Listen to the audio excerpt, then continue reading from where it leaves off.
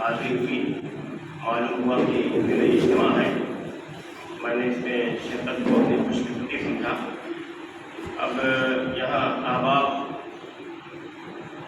نے حکم دیا کہ اس موضوع پر کچھ اظہار خیال کرنا ہے، فوری طور پر میرے ذہن میں جو یہ بات آ رہی ہے وہ میں آپ کے ساتھ شیئر کرنا چاہوں گا۔ حضرات، جیسا کہ عنوان ہے ملک کے موجودہ حالات اور ہماری ذمہ داریاں، اس موضوع کو ہم سمجھنے کے لیے ایک مثال سے آپ کے سامنے بات رکھنا چاہیں گے۔ اگر جیسے میں یہ چشمہ لگاتا ہوں، اگر شیشے کا رنگ کالا ہے تو مجھے ہر چیز کالی نظر آئے گی، شیشے کا رنگ اگر پیلا ہے تو ہر چیز پیلی نظر آئے گی، اور شیشے کا رنگ اگر نیلا ہے تو ہر چیز نیلی نظر آئے گی۔ تو ضرورت اس بات کی ہے کہ نہ کالا شیشہ اور نہ نیلا شیشہ اور نہ پیلا شیشہ، بلکہ جو ایکچوئل ہے، جو فیکٹ ہے، جو حقیقت ہے، وہ شیشہ لگانا چاہیے تاکہ حقیقی تصویر نظر آنی چاہیے۔ ہم نہ صرف ایک مسلمان ہیں، بلکہ اللہ تعالیٰ نے ہمیں یہ شرف بخشا ہے کہ مسلمان ہونے کے ساتھ ساتھ تحریک اسلامی سے ہمارا تعلق ہے، اسلامی شعور ہمیں حاصل ہے۔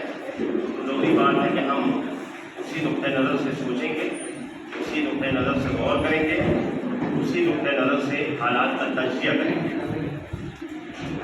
پریشانی کب ہوتی ہے؟ پریشانی اس وقت ہوتی ہے جب ہم قومی اور ملی نقطۂ نظر سے سوچنا شروع کرتے ہیں۔ جب قومیت کا جذبہ ہمارے اوپر حاوی ہوتا ہے تو بڑی پریشانی اور بڑے مسائل اور بڑی مشکلات نظر آتی ہیں۔ لیکن اگر ہم خالص مسلمان کی حیثیت سے، خیر امت کے ہونے کی حیثیت سے، اور ایک مومن کی حیثیت سے، اور بحیثیت ایک ذمہ دار فرد کی حیثیت سے سوچنا شروع کریں، غور کرنا شروع کریں، تو پھر حالات کا رخ کچھ بدل جاتا ہے۔ میں بات اگر آپ کے سامنے یہ عرض کرنا چاہوں تو شاید آپ کو کم از کم حیرت نہیں ہونی چاہیے، دوسرے جو لوگ ہیں ان کو حیرت ہوتی ہے۔ میں یہ عرض کرتا ہوں کہ اس ملک میں اسلام کا مستقبل بڑا روشن ہے، اور اس ملک میں اسلام بہت تیزی سے پھیل رہا ہے۔ اس ملک میں بلکہ پوری دنیا میں، بالخصوص ہندوستان میں، اسلام ہی ایک واضح، ایک ایسا دین ہے جو اس وقت موضوع بحث بنا ہوا ہے، اور موضوع بحث وہی شخص، وہی فرد، وہی فکر، وہی نظریہ ہوا کرتا ہے جس کے اندر کچھ طاقت ہوتی ہے، جس کے اندر کچھ حوصلہ ہوتا ہے، اور جس سے لوگوں کو ڈر ہوتا ہے۔ اس پہلو سے اگر آپ سوچیں گے تو آپ دوسرے نتیجے پر پہنچیں گے۔ ہوتا کیا ہے کہ ہم بھی دوسرے لوگوں کی طرح سے اسی طرح کی بولی بولنا شروع کرتے ہیں جیسے ہماری قوم کے دوسرے لوگ بولتے ہیں۔ بڑے مسائل ہیں، بڑی مشکلات ہیں، بڑی آزمائشیں ہیں، مسلمانوں کے ساتھ یہ ظلم ہو رہا ہے، یہ ظلم ہو رہا ہے، یہ ظلم ہو رہا ہے۔ ہمیں تو اس نقطۂ نظر سے سوچنا چاہیے کہ حق اور باطل کی کشمکش ہمیشہ سے رہی ہے اور تا قیامت رہے گی۔ اسلام اور غیر اسلام، اسلام اور جاہلیت، اس کی کشمکش نہ کبھی ختم ہوئی ہے اور نہ کبھی ختم ہوگی۔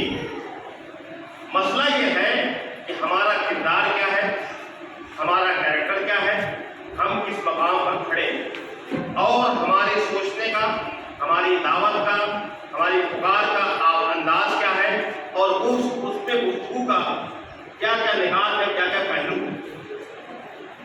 ہمیں جب بھی سوچنا چاہیے صرف مسلمان کی حیثیت سے نہیں، کہ ہم قومیت کی حیثیت سے نہیں کہ مسلمان قوم پر بڑا ظلم ہو رہا ہے، اس حیثیت سے نہیں سوچنا چاہیے، بلکہ اس ملک کے تمام انسانوں کی ہمدردی، اس ملک کے تمام انسانوں کے ساتھ جذبہ محبت، وہ نقطۂ نظر جو رسول اللہ صلی اللہ علیہ وسلم کا تھا کہ ایک طرف دشمنان اسلام آپ کی جان لینے پر درپے تھے، آپ کو پتھر مارتے تھے، آپ کا سوشل بائیکاٹ کرتے تھے، اور آپ کا یہ جذبہ تھا کہ لوگوں میرا جو حال یہ ہے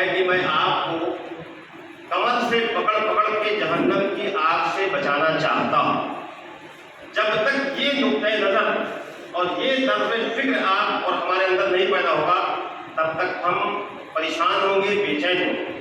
اور اگر نقطۂ نظر بدل جائے گا تو پتھر کھانے کے بعد بھی وہ لذت محسوس ہوگی جو کسی اور چیز سے وہ لذت حاصل نہیں ہوگی۔ قرآن مجید میں فرمایا گیا ظہر الفساد فی البر والبحر بما کسبت ایدی الناس، انسانوں کے اپنے اعمال، اپنی کرتوت کی بنا پر زمین میں اور آسمان میں، بحر و بر میں فساد پھیل گیا ہے۔ فساد کیا ہے؟ سب سے بڑا فساد یہ ہے کہ شرک، ان الشرک لظلم عظیم، یہ جو شرک ہے سب سے بڑا ظلم، وہ سب سے بڑی مصیبت ہمارے ملک کی جو ہے وہ شرک ہے۔ اگر ہم اس کو تسلیم کر لیں، یہاں سب سے بڑی آزمائش، سب سے بڑی مصیبت، سب سے بڑی پریشانی اس ملک کی، یہاں کے رہنے بسنے والے انسانوں کی جو عظیم مصیبت ہے وہ شرک ہے، تو آپ کا نقطۂ نظر یہ ہوگا کہ اس شرک سے لوگوں کو کیسے نجات دلائی جائے۔ تب یہ نہیں ہوگا کہ ہمارے کتنے ممبران اسمبلی ہوئے، کتنے MP ہوئے، تب آپ کی سوچ یہ نہیں ہوگی، تب آپ یہ سوچیں گے کہ یہاں کے انسانوں کو جہنم کی آگ سے کیسے بچایا جائے، تب آپ کس روپ پہ کام کریں گے۔ اس نقطۂ نظر سے سوچنے کی ضرورت ہے۔ یہاں کے مسائل کیا ہے؟ غربت ہے، بھوکمری ہے، بے روزگاری ہے، سب سے بڑا مسئلہ یہاں کا سود کا نظام ہے، شراب کی مصیبت آپ کیا سمجھتے ہیں؟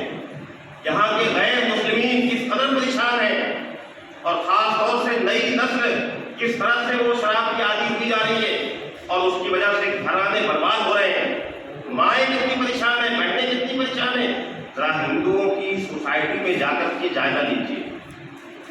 ہوتا یہ ہے کہ ہم صرف اپنے سماج کے درمیان رہ رہے ہیں، ہم مسلمانوں کے بیچ رہتے ہیں اور انہیں کی سوچتے ہیں۔ ذرا سا غیر مسلموں کی آبادیوں میں جا کر کے ان کا جائزہ لیجیے تو آپ کو یقیناً ہمدردی پیدا ہو جائے گی کہ ایک لڑکا محنت سے، سخت محنت پہ رات دن محنت کر کے 500 روپے کماتا ہے اور 300 روپے کی شراب پی جاتا ہے، چولہا نہیں جل پاتا ہے۔ آپ سوچیے کتنی بڑی مصیبت ہے۔ کسی ماں سے پوچھیے، کسی بیوی سے پوچھیے، کسی تمہاری کیا مصیبت ہے۔ ہم نے سروے کیا ہے، گلی گلی جا کر کے جائزہ لیا ہے، یہ مصیبتیں یہ مسائل ہیں، اور ان مسائل میں پھر آپ کی ذمہ داری کیا ہے؟ آپ کی ذمہ داری کیا ہے؟ ابھی ڈاکٹر ذکی صاحب بتا رہے ہیں کیا چیز ہے کیریکٹر، کردار، کہ آپ مسیحا بن کر گھر گھر جائیے، چاہے مرد ہو چاہے خواتین، ایسے تعلقات، ایسے روابط کو ہمارے پڑوسیوں سے، غیر مسلموں سے، یہاں کے لوگوں سے۔ صرف 2 کام میں اکثر کہا کرتا ہوں اپنی گفتگو میں اور اپنی تحریر میں، آپ اگر 2 کام ٹھان لیں کہ ہمیں یہ ہر حال میں کرنا ہے تو دیکھیے حالات بدلتے ہوئے نظر آئیں گے۔ ایک تو یہ کہ آپ کے گلی کا، محلے کا، پڑوس کا، بستی کا، گاؤں کا کوئی بھی غیر مسلم اگر بیمار ہوتا ہے، چاہے وہ مرد ہو چاہے خاتون ہو، آپ اس کی عادت کے لازمن جائیں، چاہے وہ آپ کو جانتا ہو یا نہ جانتا ہو، لیکن آپ کو معلوم ہو گیا کہ ہماری فلاں بستی کا، فلاں گلی کا فلاں شخص بیمار ہو اور اس ہاسپٹل میں ایڈمٹ ہے، آپ ایک بار جا کر کے دیکھیے، وہ آپ کے سامنے ہاتھ جوڑ کے کھڑا رہے گا۔ یہ خیالی بات نہیں ہے، یہ تجربات ہے۔ اور اسی طرح سے اگر کوئی شخص جیل میں ہے تو آپ سوچیے کہ آپ اس کی کیا مدد کر سکتے ہیں۔ ہوتا یہ ہے، میں پھر یہ بات کہہ رہا ہوں، ہوتا یہ ہے کہ ہم صرف مسلمان مسلمان مسلمان کسی دائرے میں سوچتے ہیں تو ہر مصیبت رہتی ہے۔ آپ اس سے آگے بڑھ کر انسانوں کے مسائل کی بات کیجیے۔ عجب انتہا ہے کوثر، یہ تمیز خیر و شر کی، وہی آگ دے اجالا، وہی بستیاں جلا دے۔ مسائل ہیں، میں اس سے آپ کو کچھ فہمی نہیں رکھنا چاہتا، مسائل ہیں، مجھے بھی اس کا ادراک ہے، معاشی مسائل ہیں، سماجی مسائل ہیں، معاشرتی مسائل ہیں، اخلاقی مسائل ہیں، لیکن یہ سب کام اصلاح معاشرہ کا کام۔ ہم اپنی اصلاح کریں، اپنے بچوں کی تعلیم کا، ان کے اپنے فرینڈ کا، ان کی تعلیمی لیاقت کو بڑھانے کا، ان کی معیشت کو مضبوط کرنے کا، ان کے کاروبار کو، ان کو روزگار فراہم کرنے کا، بے شمار کام ہے، یہ سب کام ہیں، لیکن اس کے ساتھ ساتھ آپ کو اپنی بنیادوں پر بات کرنی ہے۔ اسلامی نظام کی بات کیجیے، آئیڈیالوجی کی بات کیجیے، فکر کی بات کیجیے۔ آپ یہاں کے نظام سے ٹکرائیے، یہ جو نظام چل رہا ہے یہ غلط ہے، اور اس کے مقابلے میں یہ نظام یہ بات ہوگی تو انشاءاللہ مسائل جو ہے حل ہوں گے۔ ایک بات کہہ کر اپنی بات ختم کرتا ہوں کہ لوگ یہ کہتے ہیں کہ ہمارا کوئی قائد نہیں ہے، ہمارا کوئی قائد نہیں، عام طور پہ کہتے ہیں، اور تحریک اسلامی سے وابستہ افراد بھی کہنے لگے کہ ہمارا کوئی قائد نہیں ہے۔ ارے بھائی تحریک اسلامی کے کم سے کم قائد تحریک تو ہیں، ہم ان کے پابند ہیں، ہم ان کی اطاعت کرنے والے ہیں۔